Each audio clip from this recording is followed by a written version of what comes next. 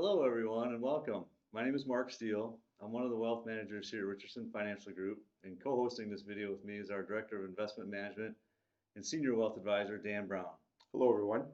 So 2020 is shaping up to be a year like no other, a year in which the U.S. is holding a presidential election.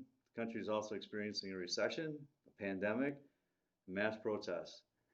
Recent events are coming at a time when the U.S. is already experiencing the highest level of political volatility in more than 100 years. So in this video, we would like to highlight some of the points that we feel are of interest and offer some thoughts on the possible effects of this fast approaching presidential election. Everyone is asking, Dan, what are the possible effects of this election on the market and the economy? We get some of our best insight from Strategas Research Partners. And we really like this group, so much so that we've subscribed to their research for the past 12 years. And we'd like to thank them for allowing us to share some of their slides. So, Dan, let's start with, what does history tell us? Thanks, Mark. So the first slide that we're showing from Strategas shows annual stock market returns for various combinations of partisan control from 1933 to 2019. As you can see, return outcomes are fairly evenly distributed regardless of which party resides in the White House and who controls Congress. Our takeaways to explain this include: 1, divided government is good for the financial markets because there are checks and balances in place. 2, corporations are strong enough and smart enough to know how to cope with policy changes from different administrations. And lastly, financial markets will perform under each presidency based on which part of the market cycle each president inherits. So the next chart that we're looking at here from Marquette Associates basically shows stock market returns year by year for the past 4 administrations, broken out by who controls the White House, the Senate, and the House. And I want to draw your attention to 2 specific time periods, and those are the recessions that began in the year 2000 and the one in 2008. So you can see the last year of Bill Clinton's presidency, which was 2000, that the U.S. economy experienced a recession, which most people associate with the tech bubble bursting. So you can see in the late 90s, in the years leading up to that stock market bubble bursting, that stocks had a very strong run, but probably became overvalued in 2000. And again, that tech bubble burst in early 2000, and we experienced a mild recession associated with 3 years of negative returns from 2000 through 2002.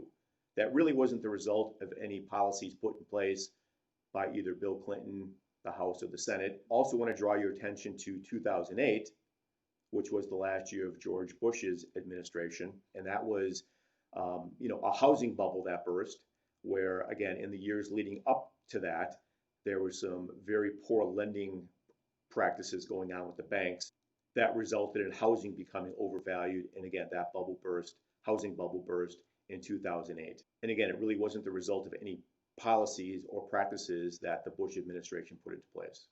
Dan, thanks. That's interesting. You and I spoke the other day, and it's worth mentioning that 75% of the money invested in the stock market is tax deferred. So it's coming from retirement plans like 401k and pension plans. These tend to be more stable investor bases that think long term and aren't tactically moving in and out of the market.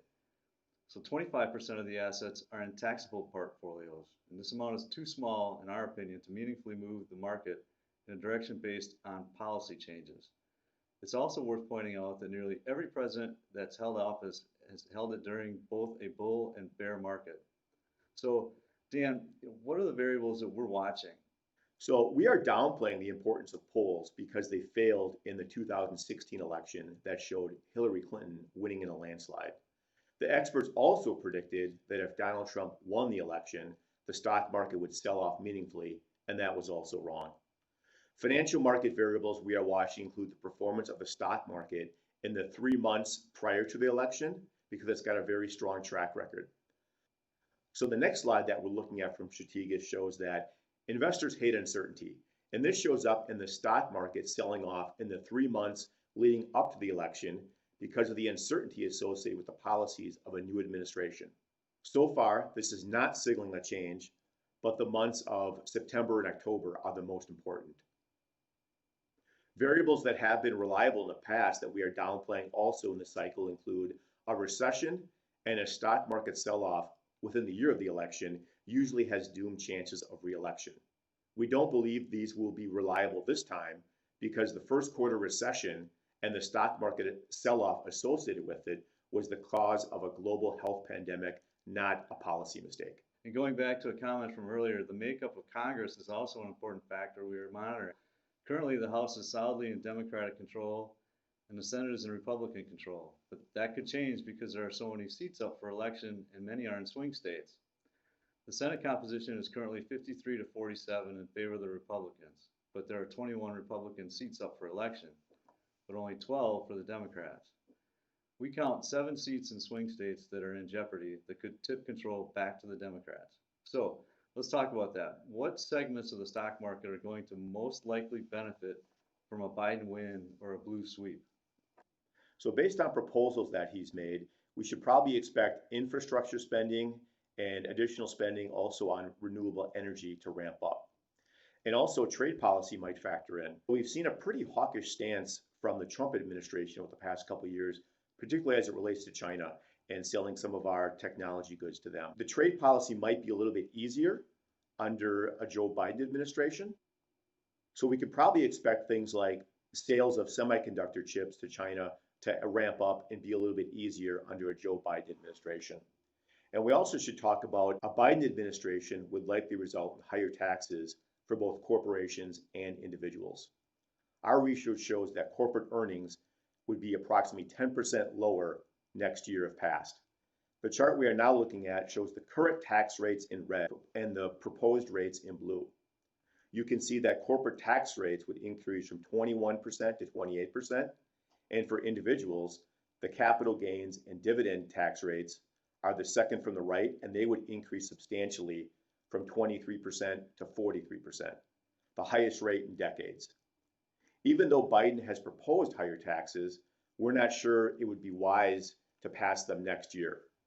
The economy will still be in rough shape because we're still dealing with the fallout from the virus, and we're not sure Congress will agree that it's wise to raise taxes next year with the economy on weak footing.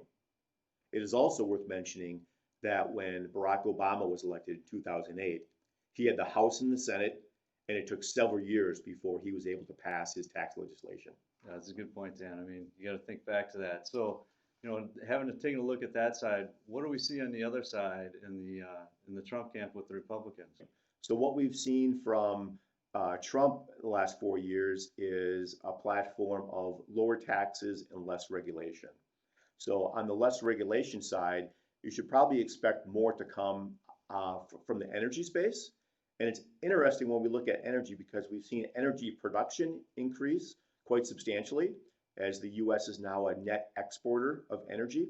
But we really haven't seen a positive feedback loop into prices. In fact, you could probably say energy prices are lower over that time period because the supply, again, production has gone up meaningfully. We should also expect more spending on defense and aerospace. This was a meaningful platform stance for Trump over the last 4 years. And we should probably also expect more deregulation in financials, namely with banks and insurance companies. Yeah, another factor that could weigh heavily on the outcome of this election, Dan, is the open Supreme Court seat due to the death of Ruth Bader Ginsburg. And it's possible that the election outcome could be contested and the Supreme Court might be drawn into declaring a winner. So we're thinking it could be a contested election due to the record high volume of absentee ballots being requested, some of which won't be counted until after the election. So the slide that we're looking at now basically shows the number of absentee ballots that we're expecting. So you can see the red bar is the percentage of absentee ballots that were cast during the 2016 election, and the blue bars is the percentage of voters that are somewhat or very likely to vote by mail in the 2020 election. The Supreme Court was drawn into the 2000 election where the court weighed in on the hanging Chad ballots from Florida. During that election, Election day was November 7th, and the Supreme Court ruled on December 12th there would be no more further counting of disputed votes. The next day, Al Gore conceded, and George Bush was declared the winner. Wow. Yeah. So, okay, Dan. So, what, if anything, are we doing to position ourselves? At the moment, we don't anticipate making any portfolio changes around the outcome of the election. Going back to the first slide that we presented, the party in charge rarely influences the returns of the financial markets to a great extent. However, it's very possible we see a short-term correction around surprising policy changes. We feel comfortable going into a period of higher volatility around the election since the portfolios have between 5 and 8% cash that should act as a buffer. At this point in time, we think it is prudent to hold onto that cash a while longer and see what the election brings. Holding this cash didn't hamper the portfolio returns as our March and May decisions to overweight US growth and technology stocks and also underweight international stocks greatly benefited the portfolios. We also feel confident with our alternative holdings that performed admirably during the sell-off from February and March when volatility rose to record highs. These holdings also performed well in September when stocks traded modestly lower. One of these holdings was positive in the months of February, March, and September when stocks were lower in all 3 months, as this fund benefits from periods of higher volatility. Really good stuff, Dan. Thank you all for joining us. On behalf of Richardson Financial, we'd also like to say thanks for watching. We hope you find value in this short video, and if you do, please share it with others. We hope you tune in again soon and that you and your family are safe and healthy.